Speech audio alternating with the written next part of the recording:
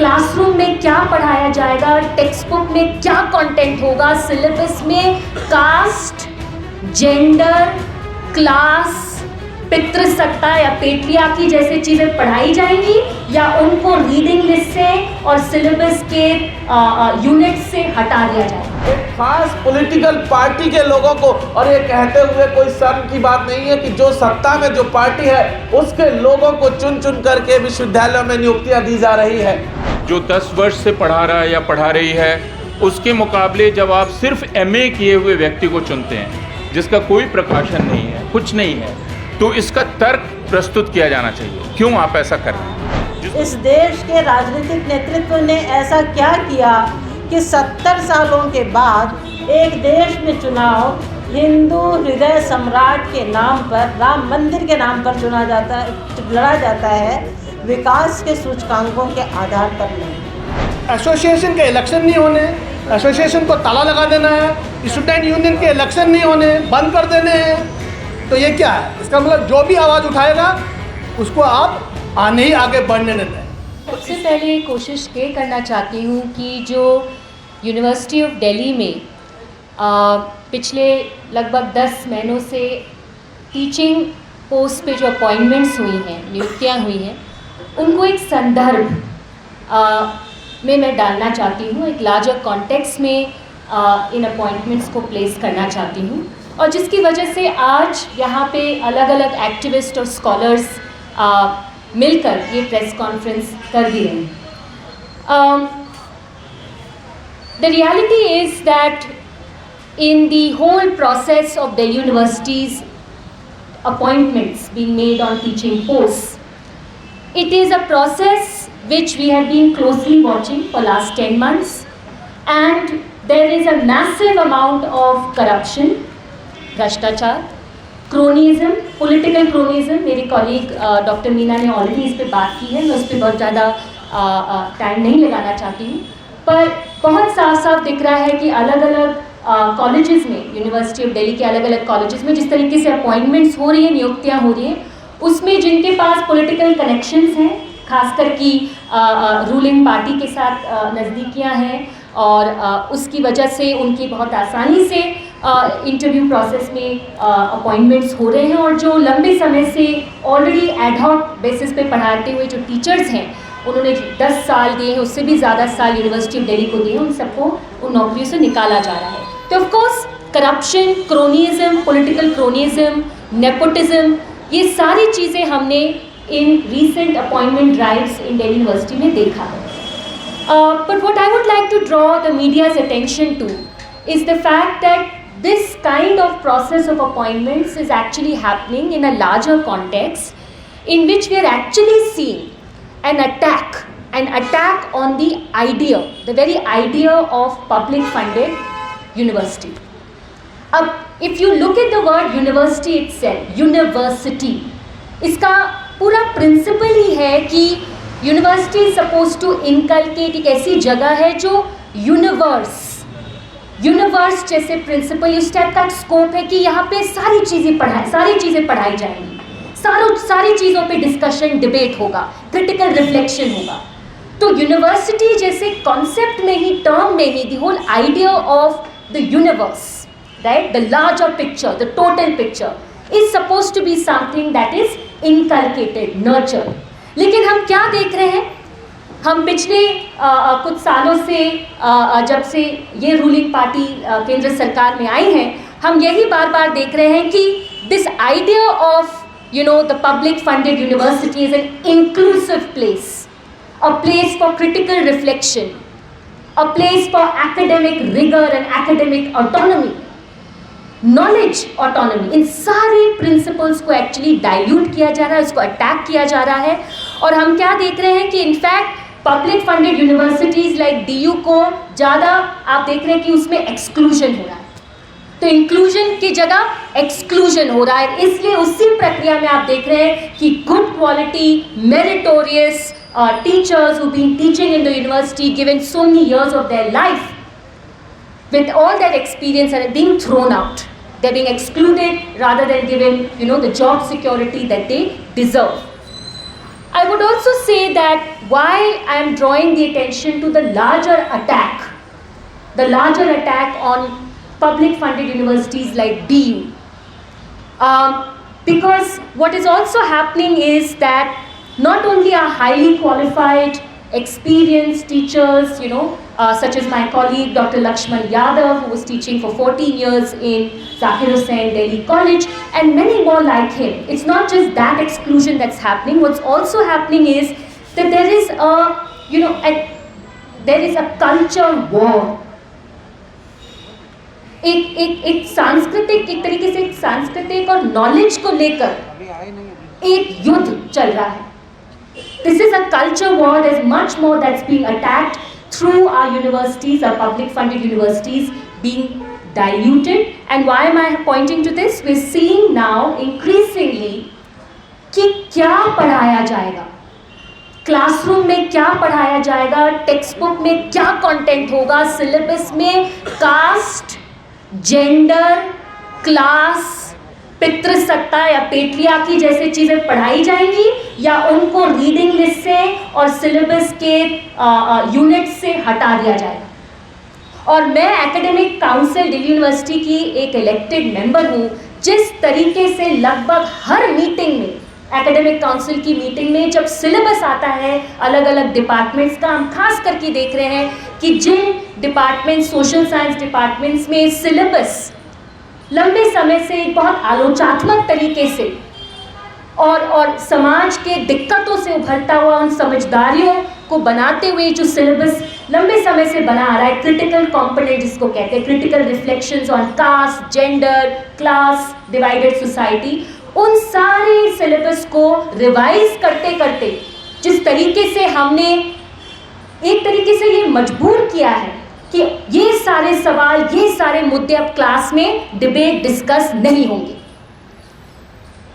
और उसके साथ साथ दोनों चीजें साथ में जाती है. उसके साथ साथ not only do we see the regime trying to dictate what will be in our syllabus, what will be taught in our classrooms, but it's also dictating and trying to control कि कौन पढ़ाएगा. तो सवाल दोनों चीजों का है कि कौन पढ़ाएगा और क्या पढ़ाया जाएगा. और ये दोनों चीजें, ये दोनों अटैक्स अभी साथ साथ चल रहे हैं.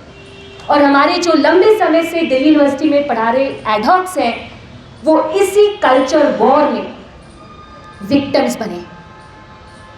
आप देख लीजिए, जो टीचर्स का कुछ लेना देना नहीं था रूलिंग पार्टी, और रूलिंग पार्टी ये जो सत्ता में पार्टी है उसका जो ट्रेड यूनियन फ्रंट है डूटा में, उनके साथ जिनकी नज़दीकियाँ नहीं थी, जिन्होंने अपना इंडिपेंडेंट स्टैंड लिया, जिन्होंने उसी तरीके से अपने क्लासरूम्स में आलोचनात्मक तरीके से चीज़ें पढ़ाई, सिलेबस को डिफेंड किया, उन्हीं एडहॉक टीचर्स को हमने सबसे पहले इंटरव्यू प्रोसेस में एक्सक्लूड होते हुए देखा. So this is a larger culture war that's being waged in my university when it comes to the question of our syllabus restructuring, what will be taught, what issues you keep out, what debates you keep out, and two, in terms of who is going to teach in our university. और ये unfortunately not only in DU but अलग अलग government funded, central government funded universities में चल रहा है. I would say कि students मूक दर्शक नहीं है. हमारे स्टूडेंट्स विश्वविद्यालय में, जैसे दिल्ली विश्वविद्यालय में, ऑलरेडी लिख रहे हैं, न्यूज़पेपर्स में आया है. आप लोगों में ने बहुत बार मीडिया में उन चीज़ों को कवर किया पिछले 1-2 महीने में. स्टूडेंट्स लिख के दे रहे हैं, हमारे टीचर्स ये नहीं समझा पा रहे हैं कि 18वीं शताब्दी का इतिहास क्या है भारत का. हमारे टीचर डिबेट नहीं समझा पा रहे हैं क्लास में. ये हालत है. So this is an attack on knowledge, what is relevant, what is socially necessary knowledge, and therefore who gets to teach. All these things are interlinked. I would like to end with 1 or 2 more observations, and this is with respect to the fact that अगर हम teaching और syllabus के साथ साथ एक third dimension भी बहुत ध्यान से देखें, जो universities में, जैसे DU में एक बहुत important component research का है. Research obviously एक ऐसा फील्ड है जहाँ पे अगेन पब्लिक फंडेड यूनिवर्सिटीज़ का एक बहुत इंपॉर्टेंट रोल होता है। रिसर्च इंस्टीट्यूशंस जैसे ICHR, ICSSR, ऐसे बॉडीज़ का एक बहुत इंपॉर्टेंट रोल होता है क्योंकि वो बहुत बार फंडिंग देते हैं रिसर्चर्स को, ICHR और ICSSR। सारे जो इंस्टीट्यूशंस हैं कॉम्प्रोमाइज्ड, वो डिक्टेट कर रहे हैं कि कौन से रेलेवेंट टॉपिक्स हैं जिसके लिए रिसर्च हो सकता है और जिसके लिए फंडिंग मिलेगी। जो टॉपिक्स आलोचनात्मक होते हैं, क्रिटिकल होते हैं, उनको फंडिंग नहीं मिलती, आप वैसे ही उन पर रिसर्च खत्म करवाना चाहते हैं। और इसी से संबंधित मैं अपनी यूनिवर्सिटी का फिर से रेफरेंस देते हुए इस पूरे प्रोसेस को इलैबोरेट करना चाहती हूँ और उसके डेंजर्स दिखाना चाहती हूँ। कुछ ही दिन पहले 30 नवंबर के आसपास, 30 नवंबर और 6 दिसंबर के बीच हमारी यूनिवर्सिटी ने, दिल्ली विश्वविद्यालय ने अपने एकेडमिक काउंसिल में एक स्ट्रेटेजिक प्लान का डॉक्यूमेंट प्लेस किया। एक पब्लिक फंडेड यूनिवर्सिटी जो भारत का शायद सबसे बड़ा टीचिंग और रिसर्च यूनिवर्सिटी है, उसके 25 साल का रोड मैप, ये डॉक्यूमेंट टेबल किया गया। हम में से जो इलेक्टेड मेंबर्स थे एकेडमिक काउंसिल से, हम हैरान थे कि वो जो रोड मैप है कि यूनिवर्सिटी 25 साल बाद कैसे दिखेगा, उसका रिसर्च एजेंडा क्या होगा, उसका टीचिंग एजेंडा क्या होगा, वो ये यूनिवर्सिटी कैसे अपने आप को रेलेवेंट बनाएगी, उसका एक बड़ा हिस्सा cut, copy, paste, plagiarised foreign private universities के विजन डॉक्यूमेंट से लिया गया।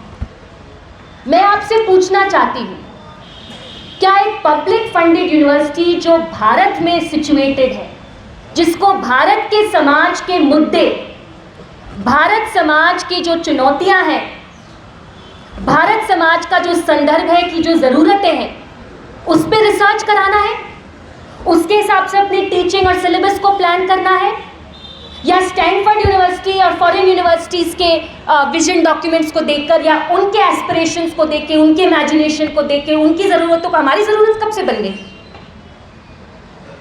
फॉरेन कंट्रीज़ का और वो भी फॉरेन प्राइवेट यूनिवर्सिटीज़ का संदर्भ, उनके मुद्दे हमारे देश के मुद्दे कब बन गए? जाहिर सी बात है कि यहाँ पे जो नीड है, इंडिया में जो नीड है और इंडिया की सोसाइटी को जो अपनी यूनिवर्सिटीज़ से रिसर्च करवाना है, अपनी यूनिवर्सिटीज़ में जिस तरीके से पढ़ाई करवानी है जिससे इन्फॉर्म क्रिटिकल सिटीजन्स पैदा हो, वो आप चाहते नहीं हैं। इसलिए job attack, syllabus attack, research की बिंदुओं पर अटैक, फंडिंग पे अटैक, तो हमें ये सारी चीज़ों को कनेक्ट करते हुए देखना है। चुनौतियाँ बहुत हैं और इसलिए हम लोग इन सारी चीज़ों का विरोध करते हुए आज आगे ये कदम उठा के आगे एक और महत्वपूर्ण और तीव्र संघर्ष खड़ा करें। धन्यवाद। डिसमेंटल किस सेंस में? हेड मेरा, मैंने बना अपनी मर्जी से, डीन मैंने बना अपनी मर्जी से, जितने भी डिसीजन मेकिंग प्रोसेस में लोग इन्वॉल्व हैं वो मैंने चुने एज ए वाइस चांसलर, जो मैं कहूँगा वही बोलेंगे, सब तोते की तरह आवाज़ करेंगे। तो इसलिए जो पूरी प्रक्रिया है अपॉइंटमेंट की, जिसमें कि सिलेक्शन में कौन आएगा कौन नहीं आएगा, head, dean, they are not part of the selection committee right now in many of the universities. आज की तारीख में हेड और डीन को नहीं बुलाया जाता है सिलेक्शन कमेटी में, और बहुत जगह दिल्ली यूनिवर्सिटी में शायद फिजिकल मोड में हो रहा है, JNU में आज की तारीख में एक्सपर्ट ऑनलाइन है। ये जो ब्लेंडेड मोड, कहीं ब्लेंडेड भी, आधे ऑनलाइन आधे ऑफलाइन, जो पूरा प्रोसेस ऑफ रिक्रूटमेंट है, मुझे तो लगता है आज की तारीख में जब आदमी सिलेक्शन कमेटी से आता है उससे पूछे भाई किसका सिलेक्शन हुआ, उसको पता नहीं है। कई बार ऐसा लगता है सब ब्लैंक पर साइन करके आ गया है कि भैया भर लेना नाम, जिसका भर लेना। मुझे कई बार ऐसा महसूस होने लगा है कि जब आपको पता ही नहीं अंदर से आगे किसका सिलेक्शन हुआ तो आप ब्लैंक पर साइन करके आ गए। तो इस प्रोसेस को आज की तारीख में क्वेश्चन करने की ज़रूरत है कि जो पूरा सिलेक्शन का प्रोसीजर है उसमें कहाँ कहाँ खामियां हैं। कंपोजिशन वही है जो पहले था, इसलिए आज की तारीख में जब हम मेरिट का क्वेश्चन उठाएंगे तो एक क्वेश्चन था, कंपोजिशन तो वही है, हमने कोई बदलाव तो किया नहीं है। आप भी एक्सपर्ट बुलाते थे, हम भी एक्सपर्ट बुलाते, इंटरव्यू होता था, आज भी होता है। तो इसलिए कोशिश होनी चाहिए हम लोगों की, हम उस प्रोसेस को क्वेश्चन करें जिस तरह से इंटरव्यू होल्ड हो रहे हैं। एक बात, दूसरी बात और मैं कहूँगा जिसमें यह था कि डिसेंटिंग वॉइस बहुत क्लियर है। पार्लियामेंट में जिस तरह से लोगों को सस्पेंड कर दिया है, यूनिवर्सिटी सिस्टम में भी आज की तारीख में जिस तरह से कंपोजिशन डिसीजन मेकिंग का हो रहा है, वो बड़ा एक सिस्टमेटिक तरीके से डिसेंटिंग वॉइसेस को सप्रेस करने का तरीका है। उसमें क्या है कि प्रेशर, थ्रेट्स, एसोसिएशन के इलेक्शन नहीं होने, एसोसिएशन को ताला लगा देना है, स्टूडेंट यूनियन के इलेक्शन नहीं होने, बंद कर देने हैं। तो ये क्या है? इसका मतलब जो भी आवाज़ उठाएगा उसको आप आने ही आगे बढ़ने देते हैं। तो इसलिए क्वेश्चन है कि हम जो वेल डिफाइंड प्रोसेस हमारे पहले से बने थे उसको ट्रांसपेरेंट तरीके से बिना मिसयूज होते हुए आज की तारीख में उसको हम कैसे रीइंस्टेट कर सकते हैं। मेरी लड़ाई का मुद्दा ये है और हम सबको इसको आगे बढ़ते हुए लड़ना चाहिए। इसके साथ मैं अपनी बात को समाप्त करता हूँ। धन्यवाद।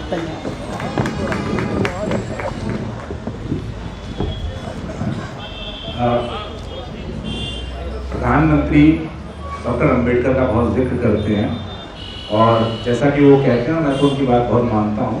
वो भारत को अंबेडकर के सपनों का देश बनाना चाहते हैं और इसमें बहुत सच है, मैं मानता हूँ इस बात को। लेकिन इसी देश में, इसी राजधानी में डॉक्टर अंबेडकर की 22 प्रतिज्ञा पढ़ने के कारण एक मंत्री को अपने पद से इस्तीफा देना पड़ा।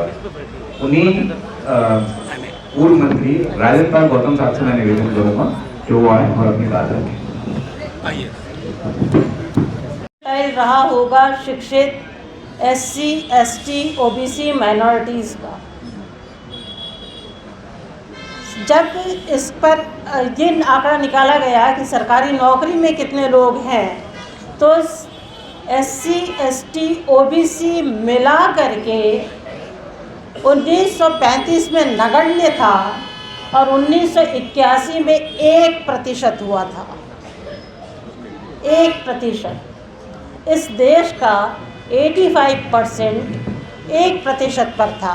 चलिए मान लिया कि एजुकेशन उस वक्त इसके पास नहीं था, इसलिए इसने नौकरियों में अपनी दावेदारी सिद्ध नहीं की, मान लिया, तर्क मान लिया।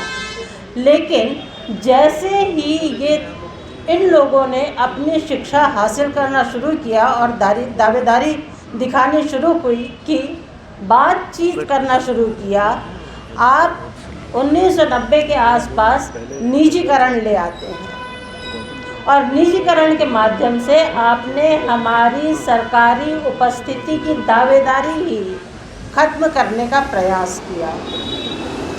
ये सारा का सारा किस तरह के किसी भी देश का, हम लोग जब छोटे थे तो सुना करते थे, अमेरिका कहता है कि आप किसी तरह की चिंता, अमेरिका से पूछा जाता है कि आप किसी तरह की चिंता क्यों नहीं करते हैं, आप इतने निश्चिंत होकर के लगातार आगे कैसे बढ़ रहे हैं, तो वो कहता था कि हमारे पास हमारा एकेडमिया है ना। मेरे देश का एकेडमिया क्या कर रहा है? मैं आप लोगों से इस यहाँ ये सारी उपस्थित प्रतिनिधित्व से भी ये सवाल करना चाहती हूँ कि मेरे देश के एकेडमिया ने ऐसा क्या किया, इस देश के राजनीतिक नेतृत्व ने ऐसा क्या किया कि 70 सालों के बाद एक देश में चुनाव हिंदू हृदय सम्राट के नाम पर, राम मंदिर के नाम पर लड़ा जाता है, विकास के सूचकांकों के आधार पर नहीं। ये सवाल हमको सबको अपने आप से करने चाहिए और इसके जवाब में आप देखते हैं बिल्कुल माया, बिल्कुल उन्होंने ठीक कहा था कि सिलेबाई क्या है। आपका सिलेबस फ्रांचेस्का ओर्सिनी ने लिखा ही है कि जब कभी भी मैं हिंदी साहित्य पढ़ती हूँ तो मुझे वो हिंदी साहित्य नहीं, हिंदू साहित्य नज़र आता है। जब आपका सिलेबाई इस तरह से तैयार किया जाता है तो विश्वविद्यालयों की क्या स्थिति है, जबकि विश्वविद्यालय एक लोकल जगह पर कहीं बनाया जाता है तो उस लोकल की क्या भूमिका है, एक ग्लोबल तरीके से उसको वहाँ प्रस्तुत किया जाए, ऐसा नहीं हुआ।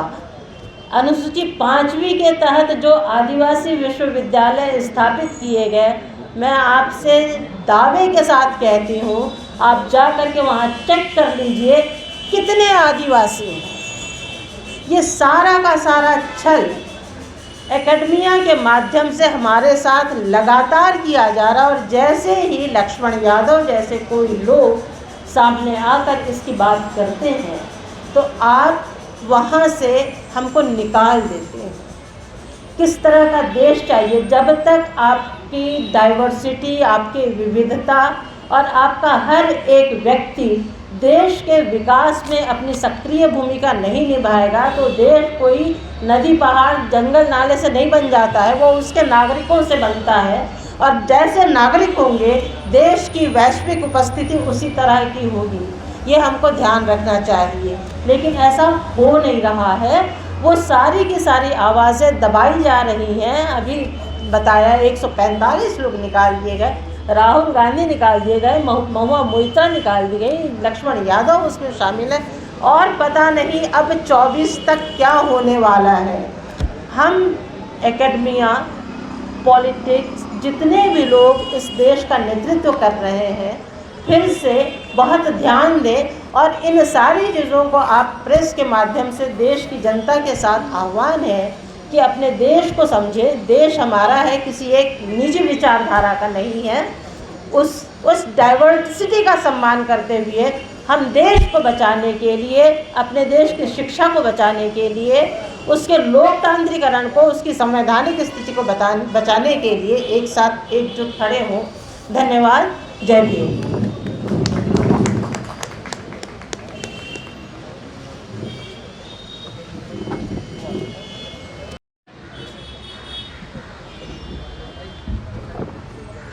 बहुत बहुत शुक्रिया। आज की इस प्रेस कॉन्फ्रेंस में आए हुए तमाम साथियों का स्वागत है। साथियों, आज की ये जो प्रेस कॉन्फ्रेंस है एक ऐसे मुद्दे पर बुलाई गई है जो कि इस देश की सबसे बुनियादी चीज़ों में से एक थी, शिक्षा। और जब हम लोग इस प्रेस कॉन्फ्रेंस में बैठ कर के अपनी बात रख रहे हैं तो ये बहुत पीड़ा के साथ इस बात को कहना पड़ रहा है कि इस देश की बुनियाद रखते समय हमारे पुरखों ने एक उम्मीद जताई थी कि इस देश में तमाम तबके के लोगों को उनको बराबरी की हिस्सेदारी मिलेगी, सबके साथ एक समान व्यवहार किया जाएगा। ये उम्मीद की गई थी कि इस देश में जो साइंटिफिक टेम्परामेंट है, वैज्ञानिक जो चेतना है, उसको विकास किया जाएगा। और विश्वविद्यालयों की कल्पना करते समय ये सोचा गया था कि जितने भी अलग अलग किस्म के आइडियाज इस दुनिया में हैं, उन तमाम किस्म के आइडियाज को प्रोटेक्ट किया जाएगा और इस देश को आगे लेकर के जाएंगे। लेकिन आज़ादी के 75 वर्ष बाद आज की तारीख में हम देखेंगे तो पता चलेगा कि हमारे विश्वविद्यालयों को पॉलिटिकल पार्टियों ने एक तरीके से टूल की तरह इस्तेमाल किया है और वो लगातार कर रहे हैं। वो चाहे एडमिशन के मसले में हो, चाहे आपका नौकरियों का मामला हो, चाहे और किसी तरीके का मामला हो, धीरे धीरे तमाम विश्वविद्यालय राजनीति के अखाड़े बनते चले गए और उसका नुकसान इस देश के लोगों ने उठाया है और लगातार अभी भी उसके शिकार लोग आपके सामने मौजूद हैं। हाल ही के दिनों में जिस तरीके से 2014 के बाद में खास करके देखें तो पॉलिटिकल पार्टी जो इस समय सत्ता में है, उन्होंने जिस तरीके से राजनीतिक हथकंडों के तहत इन विश्वविद्यालयों का इस्तेमाल करना शुरू किया, वो सच में एक चिंता का विषय है। हम देख रहे हैं कि अलग अलग तरीकों से इन विश्वविद्यालयों को खत्म करने की साजिश चल रही है। जहां एक तरफ एक नई शिक्षा नीति के नाम पर एक ऑर्डर पास किया गया, बिना किसी डिबेट और डिस्कशन के पार्लियामेंट में एक डॉक्यूमेंट लाया गया और उसे इम्प्लीमेंट कर दिया गया और उस इम्प्लीमेंट के बाद से पूरी की पूरी शिक्षा को जो है बाजार के हवाले कर दिया गया। जहां एक तरफ शिक्षा को महंगा बनाया गया, जिसके चलते हम देख रहे हैं कि लगातार इस देश के विश्वविद्यालयों में और खास करके पिछले 2-3 सालों में देखेंगे कि जो लगातार जो मार्जिनलाइज सेक्शन के लोग हैं उनका नंबर्स लगातार घटता जा रहा है। अभी कुछ दिन पहले एक सर्वे भी आया था खास करके दिल्ली विश्वविद्यालय के केस में, जहां पता चला कि लगभग 27% जो इनरोलमेंट में जितना रेशो में इनरोल्ड बच्चे करते थे दिल्ली यूनिवर्सिटी के भीतर, एक एग्जाम्पल के तौर पे बताएं, उनमें घाटा हुआ 27% का घाटा है, जिसमें कि ज़्यादातर महिला स्टूडेंट हैं। और उसके बाद में जहां एक तरफ स्टूडेंट्स के साथ में ये चीज़ देखने को मिली, वहीं पर जो नियुक्ति की प्रक्रिया लगातार चल रही है, उस प्रक्रिया में भी एक धांधली आपको देखने को मिलेगी कि जहां पर एक खास पॉलिटिकल पार्टी के लोगों को, और ये कहते हुए कोई शर्म की बात नहीं है कि जो सत्ता में जो पार्टी है उसके लोगों को चुन चुन करके विश्वविद्यालयों में नियुक्तियां दी जा रही है, और जो लोग उनसे इत्तेफाक नहीं रखते उनको ये प्रकरण जो है नौकरियों से बाहर का रास्ता दिखाया जा रहा है, जो कि सच में बहुत दुखदाई है। जो लोग इन विश्वविद्यालयों को बनाने में अपना पूरा जीवन दे चुके हैं, उन लोगों को बिना किसी रीजनेबल कॉज बताए हुए एक 2 मिनट और 4 मिनट के इंटरव्यू में बाहर का रास्ता दिखा दिया गया। उन सबके एग्जाम्पल के तौर पर हम लोग लगातार बहुत सारे लोगों को देखते हैं, डॉक्टर लक्ष्मण यादव भी उनमें से एक है। लेकिन ये सिर्फ एक मसला नहीं है। उसी दिल्ली विश्वविद्यालय के भीतर डॉक्टर रितु सिंह के खिलाफ एक फर्जी कंप्लेंट पर एक्शन लिया गया, उन्हें नौकरी से बाहर निकाल दिया गया, और जब वो कोर्ट में केस जीत करके आती हैं तो प्रिंसिपल के खिलाफ कोई कार्रवाई नहीं की गई। ये पहली बार नहीं है जब इस देश के विश्वविद्यालयों में दलित, पिछड़े, आदिवासियों के साथ में लगातार भेदभाव हो रहा है। हमने देखा था रोहित वेमुला का केस कि किस तरीके से रोहित वेमुला को एक जो है मजबूर किया गया, उनकी सांस्थानिक हत्या हुई, लेकिन कहीं पर भी वो आज की तारीख में उसका परिवार न्याय के लिए भटक रहा है, लेकिन न्याय मिलता हुआ नहीं दिख रहा है। इसी तरीके से और भी तमाम मामले आप जब देखेंगे तो पाएंगे कि इन विश्वविद्यालयों में लगातार इस किस्म के जो है भेदभाव होते हुए दिख रहे हैं। प्रोफेसर चंद्रशेखर का उदाहरण हम लोग देखते हैं कि उन्हें भी जो है फोर्स किया गया, उनकी भी सांस्थानिक हत्या हुई।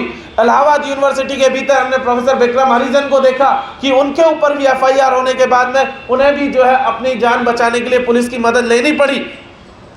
लगातार प्रोफेसर रविकांत लखनऊ यूनिवर्सिटी के भीतर और तमाम यूनिवर्सिटीज के भीतर जब आप देखेंगे तो पता चलेगा कि इस देश के जितने भी मार्जिनलाइज सेक्शन के लोग हैं उनके ऊपर एक के बाद एक हमले किए जा रहे हैं। PhD एडमिशन के दौरान हमने पिछले सालों में एक बड़ी लड़ाई लड़ी थी कि एडमिशन के दौरान जो है मार्क्स बहुत कम दिए जाते हैं या फिर NFS कर दिया जाता था। उस लड़ाई को भी इसी नजरिए से देखने की जरूरत है कि जिस कैंपसेस को इंक्लूसिव होना था, जिसमें तमाम वर्गों की हिस्सेदारी होनी थी, मार्जिनलाइज सेक्शन को उसमें भागीदारी मिलनी थी, धीरे धीरे इन तमाम विश्वविद्यालयों को एक खास पॉलिटिकल पार्टी के केंद्र में तब्दील किया जा रहा है। और इसीलिए आज की ये प्रेस कॉन्फ्रेंस है कि ये पूरी की पूरी जो मुहिम है, ये लड़ाई इस देश के विश्वविद्यालयों को बचाने की है, पब्लिक फंडेड एजुकेशन को बचाने की है। क्योंकि अगर एजुकेशन नहीं बचा तो ये यकीन मानिए कि इस देश के मार्जिनलाइज सेक्शन की जो हिस्सेदारी होनी चाहिए थी या हो सकती है भविष्य में इस देश को बनाने में, उससे जो है इनको जो है बाहर का रास्ता दिखाया जा रहा है। इसीलिए ये बात हम लोग यहाँ से कहने आए हैं कि अब जिस तरीके का पूरा मामला चल रहा है, अगर हम लोगों ने अभी भी इस बात का ख्याल नहीं किया और विश्वविद्यालयों को बचाने की लड़ाई को हम लोग नहीं लड़ करके आगे लेकर के गए, तो यकीन मानिए कि ये विश्वविद्यालय एक पॉलिटिकल पार्टी के राजनीतिक अखाड़े में तब्दील हो जाएंगे। और इसीलिए प्रेस कॉन्फ्रेंस आज की तारीख में यहाँ पर बुलाई गई है। और तमाम मसले हैं जिन पर हमारे तमाम साथी बात रखेंगे। बहुत बहुत शुक्रिया। जय भीम, कुल जोहार। गई हैं और कुछ अलग से कहने की ज़रूरत मुझे महसूस नहीं होती है, लेकिन शिक्षा व्यवस्था को 3 तरह से नष्ट किया जा सकता है। एक है कि आप पाठ्यक्रम और पाठ्यचर्या को पूरी तरह से नियंत्रित कर लें और उसको केंद्रीकृत कर लें। आमतौर पर दुनिया भर के जो श्रेष्ठ विश्वविद्यालय हैं उनका नियम यह है कि वहाँ पाठ्यचर्या और पाठ्यक्रम अलग अलग विश्वविद्यालय के अलग अलग विभाग के शिक्षक स्वयं बनाते हैं। लेकिन यदि वह एक जगह से भेजा जा रहा है तो इसका मतलब विश्वविद्यालयों की स्वायत्तता समाप्त हो जाएगी और शिक्षक की स्वायत्तता भी समाप्त हो जाएगी। तो पहली चीज़ तो हम यह देख रहे हैं जिससे विश्वविद्यालयों को काबू किया जा रहा है। दूसरी चीज़ है अध्यापक किस प्रकार आएंगे, शिक्षक किस प्रकार आएंगे, उसको नियंत्रित करना। और अभी हमारा चिंता का विषय जो आज खासकर हम लोग बैठे हुए हैं वह है, अलावा इसके कि यह जो एक मांग पत्र है, नंदिता जी ने बात की और बाकी सारे लोग इस पर बात करेंगे, लेकिन एक अध्यापक के रूप में मेरी चिंता यह है कि यदि विश्वविद्यालयों में अध्यापकों का चुनाव पारदर्शी तरीके से नहीं होगा और योग्यता के आधार पर नहीं होगा तो इसका खमियाजा आने वाली कई पीढ़ियां भुगतेंगी। कम से कम 30 साल 40 साल आज बहाल किए हुए अध्यापक रहने वाले हैं, वे अध्यापक अगले अध्यापकों की बहाली करेंगे तो आज जो उनकी अपनी गुणवत्ता है हम मान सकते हैं कि उससे कम गुणवत्ता वाले लोगों की बहाली वे करेंगे, क्योंकि वे स्वयं असुरक्षित होंगे। इसके ब्यौरे बहुत दिए जा चुके हैं, किसी पर निजी टिप्पणी करने की आवश्यकता नहीं है। असल बात प्रक्रिया की है और वह प्रक्रियागत प्रश्न उठाए गए हैं। एक तो यह कि योग्यता का पैमाना क्या है, दूसरे यह कि चयन समितियों को चुनने का पैमाना क्या है, उसमें पारदर्शिता कहाँ है, तीसरे यह कि क्या इंटरव्यू में जो कुछ हो रहा है उसी पर 100% फैसला होगा, 100% फैसला होगा, यह मसला है। अगर इंटरव्यू पर आप 100% नंबर दे देंगे, 100 के 100 नंबर दे देंगे, तो इसका मतलब यह है कि अंदर जो 5 लोग बैठे हैं, 8 लोग बैठे हैं, वे 2 मिनट 3 मिनट में किसी के बारे में फ़ैसला कर रहे हैं। कोई व्यक्ति जिसने PhD कर रखी है, जिसके पेपर्स पब्लिश्ड हैं, जो 10 वर्ष से पढ़ा रहा है या पढ़ा रही है, उसके मुकाबले जब आप सिर्फ MA किए हुए व्यक्ति को चुनते हैं जिसका कोई प्रकाशन नहीं है, कुछ नहीं है, तो इसका तर्क प्रस्तुत किया जाना चाहिए, क्यों आप ऐसा कर रहे हैं। जिसको चुना जा रहा है उस पर हम कोई टिप्पणी नहीं कर रहे हैं, लेकिन जो चुन रहा है उसे यह तर्क प्रस्तुत करना पड़ेगा कि ऐसा उसने क्यों किया। दूसरा, एडॉकिज्म को ख़त्म किया जाए, ये बहुत अच्छी बात है, लेकिन जो लोग 10 वर्ष से एक कॉलेज में पढ़ा रहे थे, 10 वर्ष तक अगर वो पढ़ाने के योग्य थे, तो अचानक स्थायी नियुक्ति के समय वे अयोग्य कैसे हो गए, यह भी प्रश्न किया जाना चाहिए। हमें जो चारों तरफ से खबरें मिल रही हैं, इंटरव्यू में जाने वालों के द्वारा, टीचर इंचार्जेस के द्वारा, कई हेड्स के माध्यम से जो खबरें मिल रही हैं, वे बहुत चिंताजनक हैं। और वे दिल्ली विश्वविद्यालय, उसके पहले जवाहरलाल नेहरू विश्वविद्यालय और दूसरे केंद्रीय विश्वविद्यालयों की प्रतिष्ठा पर वो धब्बा लगाने वाली खबरें हैं। कायदे से विश्वविद्यालय प्रशासन को पारदर्शी तरीके से अपनी बात सामने रखनी चाहिए। और हम यही कहने यहाँ आए कि शिक्षक की नियुक्ति दरअसल शिक्षक की भलाई के लिए नहीं की जाती है, शिक्षक की नियुक्ति छात्रों के लिए की जाती है। तो अभी यदि शिक्षक की नियुक्ति एक ऐसी प्रक्रिया से हो रही है जो दोषपूर्ण प्रक्रिया है, जो संदिग्ध प्रक्रिया है, इसका नतीजा छात्रों पर पड़ेगा। और यह आखिरी बात मैं कह रहा हूँ, ये इसलिए महत्वपूर्ण है कि निजी विश्वविद्यालय और बाकी विश्वविद्यालय एक एक अध्यापक की नियुक्ति में खासी मेहनत करते हैं, बहुत वक्त लगाते हैं। हमारे यहाँ नियुक्ति 2 मिनट 3 मिनट के इंटरव्यू पर हो रही है।